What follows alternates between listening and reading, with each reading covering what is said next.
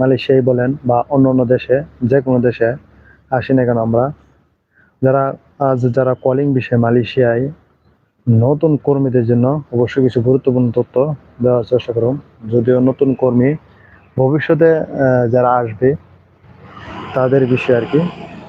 Calling বিষয়টা কি আমাদের অবশ্যই বুঝতে হবে। কলিং বিষয়টা কি আমরা অনেকেই জানি না।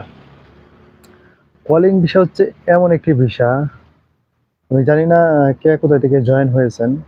অবশ্যই একটু কমেন্টে জানাবেন কোথায় থেকে জয়েন হয়েছেন আপনি। আমাদের কমেন্ট করলে আমরা একটু শিওর হয়ে যাই যে বাংলাদেশের মানুষ আপনারা বেশি দেখছেন নাকি মালয়েশিয়াতে দেখছে বেশি। প্লিজ একটু কমেন্ট করেন।